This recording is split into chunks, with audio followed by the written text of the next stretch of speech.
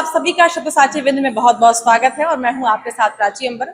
और आज हम आए हुए हैं, हमारी टीम आई हुई है पीली कोठी, जहां पे आगामी 29 जून को गूंज महोत्सव की शाम एक बहुत ही सुंदर सी नृत्य की शाम होने जा रही है। बहुत ही सुंदर सा गूंज महोत्सव का आयोजन होने वाला है कृष्णा राज कपूर ऑडिटोरियम में, जिसकी तैयारी आप देख सकते हैं हमारे पीछे चल रही है। तो यहाँ पे दिल्ली की सुप्रसिद्ध नृत्यांगना जो कि बिरजू महाराज की शिष्या हैं, मालती श्याम जी हमारे बीच में होंगी, जो बहुत ही सुंदर सी प्रस्तुतियां देंगी और पूरे विंध्यवासियों को बहुत ही सुंदर सी प्रस्तुतियां देखने का और सीखने का अवसर प्राप्त होगा। तो आइए चलते हैं और जानते हैं यहाँ पे किस तरह की तैयारियां चल रही हैं और कैसे कैसे उम्र के लोग, किस किस उम्र के लोग आए हुए हैं और कितने तरह के लोग यहाँ पे आए हुए हैं, उससे बात करते हैं।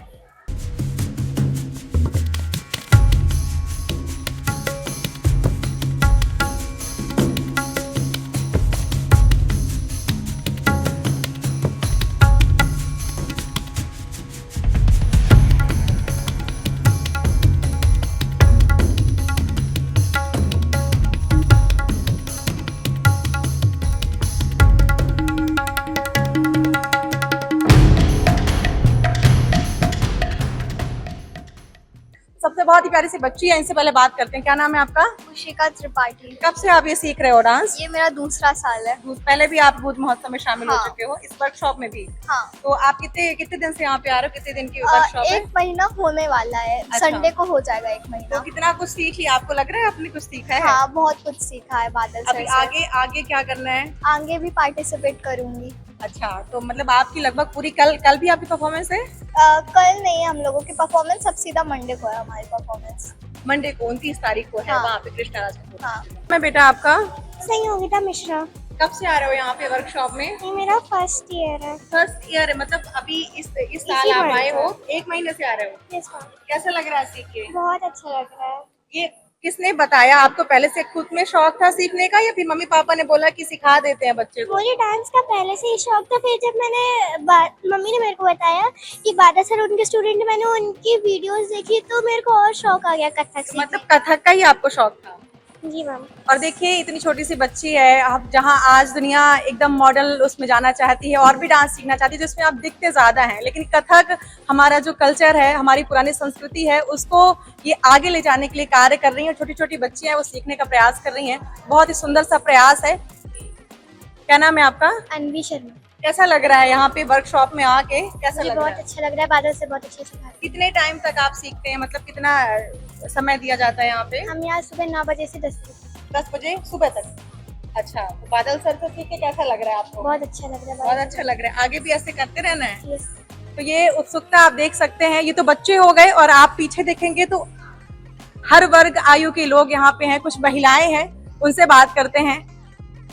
मैडम क्या नाम है आपका? मेरा नाम श्री लता है। और आप कितने साल से यहाँ पे जुड़ी हुई हैं? लगभग ये 5वां साल है ना गूंज महोत्सव का? 5वां साल है मेरा। 5वां साल हो गया करते हुए। मतलब आप शुरू से ही हैं? हाँ हाँ, हर साल। तो कैसा लगता है आपको यहाँ पे? बहुत अच्छा लगता है और इस दिन का इंतजार करते हैं। इंतजार करती हैं साल भर। हाँ, और 1 बिल्कुल। महीने आपको वर्कशॉप भी मिलती है? बिल्कुल। तो यहाँ से सीख के जाती हैं जब आप, तो आपकी प्रैक्टिस मतलब ऐसे निरंतर चलती रहती है, फिर रुक जाती है कि गूंज महोत्सव आएगा तभी शुरुआत करेंगे? रुक जाती है। रुक फिर जाती सर है। का वेट करते हैं कि सर आएंगे, हम लोग को सिखाएंगे। रुकनी तो नहीं चाहिए, आप प्रैक्टिस करते रहा करिए। कोशिश कर रहे हैं कि सर यहाँ पर आए, हम लोग को सिखाए, तो हम लोग की प्रैक्टिस होती रहे, करते रहे। मतलब बादल जी आते हैं तो थोड़ा सा कॉन्फिडेंस और फिर आपको जज्बा मिलता है ना? हाँ, हाँ। जुनून आता है और चले जाते हैं तो आप लोग फिर करना बंद करते हैं। हाँ, बिल्कुल बिल्कुल। तो आप यहाँ पे जो ये वर्कशॉप का आयोजन किया जा रहा है और ये गूंज महोत्सव कार्यक्रम का आयोजन होता है कथक के लिए, कि जो बच्चे कथक सीखना चाहते हैं, जिस भी बुजुर्ग हो या फिर जिस भी उम्र के लोग हो, क्योंकि सब में कला होती है, सीखने की उत्सुकता होती है, तो कैसा लगता है आपको? क्या कहेंगे इसके बारे में, गूंज महोत्सव के बारे में? बहुत अच्छा लगता है और ये अपनी भारतीय संस्कृति है। और हम चाहते हैं कि हर साल इसी तरह सर सिखाए और बच्चों के साथ साथ बड़े भी इसमें सब कोई सहभागी होकर काम करे। काफी संख्या में है। हाँ हाँ, और बहुत अच्छा लगता है। सब कोई मिलके डांस करते हैं कथक का। तो ये क्या है, ये लुप्त होती जा रही थी भारतीय संस्कृति जो है, तो उसको आगे बढ़ाने के लिए भाभी जो है, सीमा भाभी और बादल सर, इसको मतलब इस पर काम कर रहे हैं। हम लोग को बहुत अच्छा लग रहा है कि हर साल इसी तरह सिखाएं, हम लोग सबको मिलकर इसी तरह कथक डांस करें। बिल्कुल, तो मैडम का भी यही कहना है कि ये जो हमारा कथक है, हमारी भारतीय परंपरा है, उसको संरक्षित करने का, आगे ले जाने का कार्य किया जा रहा है बादल जी के द्वारा, सीमा श्रीवास्तव जी के द्वारा। और यहाँ पे और भी महिलाएं हैं, मैं आपसे बात करना चाहूंगी। आप कामकाजी महिला है या घर में मतलब आप गृहिणी हैं? कामकाजी भी हैं। मेरा गर्ल्स हॉस्टल है रीवा में, मुस्कान गर्ल्स हॉस्टल के नाम से, तो वो देखती हूँ और घर भी देखती हूँ। तो आप ये रेगुलर अपना कथक मतलब जारी रखती हैं या फिर जब सर आते हैं या फिर इस वर्कशॉप का? फर्स्ट टाइम आई हूँ कथक, 5 साल से सर करा रहे हैं। मेरा हर बार मन होता था, पर मेरा कुछ ट्रिप रहता था तो मैं नहीं रहती थी रीवा में। इस बार हमने अपना ट्रिप कैंसिल करके इसको ज्वाइन करने का सोचा। मुझे बचपन से डांस करने का बहुत शौक है मैम, हमेशा से करती है पर सीखा नहीं कभी। पर इस बार पहली बार मैं बादल सर से डांस सीख रही हूँ, और सीमा दीदी और बादल जी को धन्यवाद भी, बहुत बहुत धन्यवाद मेरा। तो जब आपने शुरुआत की तो कई बार ऐसा होता है कि हमारी बहुत इच्छा होती है और हम वो चीज नहीं सीख पाते हैं, लेकिन एक उम्र के बाद हमें वो अवसर मिलता है। तो जो लोगों को अवसर मिलता है लेकिन वो अपने आप को उम्र के क्योंकि हमारी उम्र हो गया, सब मान लेते हैं, अपने आप को उम्र के हिसाब से चलने लगते हैं, फिर रोकने लगते हैं कि यार हमारी उम्र इतनी हो गई है, अब तो बच्चों के सीखने, उनके लिए आप क्या कहना चाहेंगे? ऐसा होना नहीं चाहिए। और जब हम छोटे छोटे बच्चे रहते हैं, हमें शौक भी होता है, इतनी जिम्मेदारियां होती हैं, हम कुछ कर नहीं पाते हैं। यही हमें मौका दिया है, अब हम बच्चों से फ्री हो गए हैं। और सबको मैं यही कहती हूँ, महिलाओं को, कि अपने शौक को जिंदा रखिए, तो कभी आपको ऐसा लगेगा नहीं कि हम बुढ़े हो रहे हैं कि क्या हो रहे हैं। मैं तो खुद 55 साल की होने वाली हूँ, लेकिन मुझे शौक है डांस का। कोई कुछ भी बोले, हमें बस करना अपने मन की अच्छे से जिंदगी जीनी है। अभी जब डांस करती तो कैसा लगता है? आप दूसरी दुनिया में चली अच्छा जाती लगता हैं? है, मतलब ऐसा कह सकते हैं कि हमारे बचपन का सपना पूरा हो रहा है कि हम कथक डांस सीख रहे हैं और इतने अच्छे से परफॉर्म करेंगे।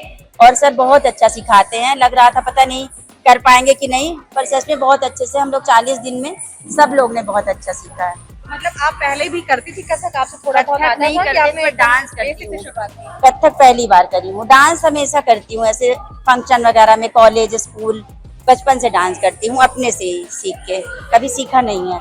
बिल्कुल, बहुत अच्छी बात है। जैसा आप देख रहे हैं कि बच्चों में उत्सुकता तो है ही, लेकिन जो बुजुर्ग हैं, जो महिलाएं हैं, जो अभी सीखना चाह रही थी बचपन में लेकिन नहीं सीख पाई, अभी वो अपना काम भी कर रही हैं, अपनी गृहस्थी भी संभाल रही हैं और नृत्य भी कर रही हैं। तो बहुत अच्छी बात है और बहुत सुंदर, बहुत अच्छी पहल है हमारे रीवा में, ये जो कि कथक डांस वर्कशॉप के द्वारा और ये गूंज महोत्सव के द्वारा किया जा रहा है। तो जो गूंज महोत्सव होने जा रहा है 29 जून को, उसके आयोजन करता है बादल बैरिया जी हैं, सीमा श्रीवास्तव जी हैं और मैडम आपका नाम?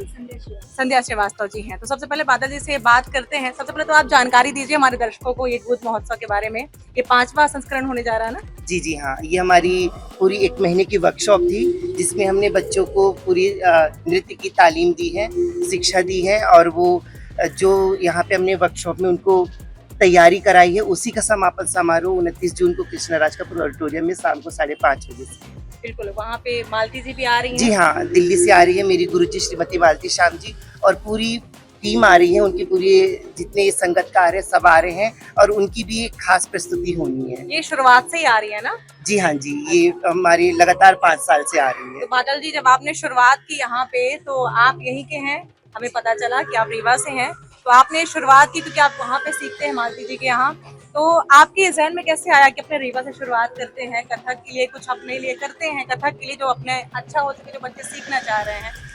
जी देखिए, मेरे बचपन से ही था कथक नृत्य के प्रति रुझान था, बट यही था कि कोई यहाँ पे सिखाने वाला नहीं था। तो फिर मैंने सोचा कि जाके मैं बाहर ट्रेनिंग लूँ, तो सीमा भाभी जी ने बोला कि अब बादल तुम जाओ बाहर निकलो और जाके अच्छे से अपने नृत्य की तालीम प्राप्त करो। तो फिर मैं बाहर दिल्ली गया, वहाँ से नृत्य की तालीम प्राप्त की। फिर मैंने वही सोचा कि जो मैंने अपने गुरुओं से प्राप्त किया, मैं आके यहाँ पे अपने रीवा क्षेत्र पे इसको फैलाऊं, ताकि जो मेरी गुरु की तालीम है यहाँ पे फैले, और जो बच्चे भटक रहे हैं उनको सही रास्ते पे सही नृत्य सिखाऊं। बिल्कुल, बहुत बहुत धन्यवाद और बहुत बहुत शुभकामनाएं आपके आगामी प्रोग्राम के लिए कि ऐसे ही आप करते रहें। बस यही है कि सभी रीवा वासियों से गुजारिश है कि आप सभी आए एक शाम कथक पे 29 जून को शाम 5:30 बजे से, और इस कार्यक्रम का लुत्फ उठाएं। बिल्कुल, और सीमा जी हमारे साथ हैं। तो आप एक सामाजिक महिला हैं, कामकाजी महिला हैं, बाहर भी काम करती हैं, निश्चित रूप से घर परिवार भी देखती होंगी, तो कैसे मैनेज कैसे करती हैं आप? सच बताऊं तो मैनेज करना तो बहुत मुश्किल होता है, लेकिन कुछ चीज़ें ऐसी हैं जो हमारे जीवन में हम सोचते हैं कि बचपन से लेके एक मन में ख्वाहिश थी कि कभी अगर मौका मिला तो नृत्य को लेके इसमें काम करेंगे, क्योंकि मैं खुद भी नृत्य करती हूँ और बचपन से ही मुझे शौक था। जैसे बादल जी ने बोला कि बहुत अच्छे कोई गुरु नहीं मिले, तो वही मेरे साथ था, लेकिन वो बाहर जाने के कारण वो उनका बहुत ही अच्छा हो गया, लेकिन मुझे ऐसे कोई गुरु नहीं मिले। लेकिन अब बादल के रूप में मुझे एक गुरु ही बोलूँगी मैं, और उनसे भी मैं भी तालीम ले रही हूँ। मुझे जो भी दिक्कत आती है तो वो उसको बताते हैं, और इस उम्र के इस स्टेज में आने के बाद भी मुझे लगता है कि हम नृत्य कर सकते हैं। और कथक तो मुझे लगता है सबको सीखना चाहिए, क्योंकि ये ऐसा नृत्य है जो कि हमारी संस्कृति से, हमारी परंपराओं से जुड़ा है, और हमारी परंपरा ही हम भूलते जा रहे हैं। आजकल की जो युवा पीढ़ी है वो पूरी तरह से पाश्चात्य शैली अपना चुकी है। उनको घर में भी बाहर भी मतलब एक ऐसा माहौल बनता जा रहा है कि बच्चे इन चीज़ों से दूर होते जा रहे हैं। तो इन चीज़ों को करने का सबसे बड़ा कारण हमारा ये भी है कि मुझे ये जो बच्चे हैं आजकल के उभरते हुए, जो हमारे कल का भविष्य, हमारे देश की धरोहर है, वो आगे जाके इस क्षेत्र में काम करें और हमारी विधा को बचा के रखें।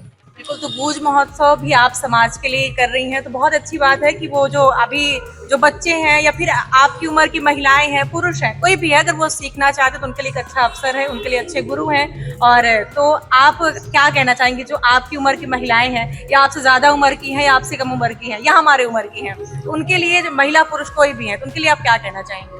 देखिए, नृत्य तो एक ऐसी एक विधा है जो कि हमको सीधे भगवान से कनेक्ट करती है, ईश्वर से जोड़ती है। और जो भी हमारे देश में शास्त्रीय नृत्य है, शास्त्रीय गायन है, वो एक तरह से हम उनको बोलते हैं तपस्या होती है। जो भी संगीत से इनसे जुड़ते हैं वो एक तपस्या करते हैं, तब जाके कहीं वो उस लेवल पे पहुंचते हैं, उस जगह पे पहुंचते हैं। तो मैं तो कहूँगी अगर हमको मतलब एक थोड़ा सा भी इन चीज़ों से अगर हमको फ़ायदा मिल पाए तो हम बिल्कुल करेंगे, और हमको करना चाहिए। और गूंज महोत्सव में मैं भी एक प्रस्तुति देती हूँ, तो मेरी भी एक प्रस्तुति होती है, तो मुझे भी डांस सीख के ही करना पड़ता है या अपना एफर्ट डालना पड़ता है।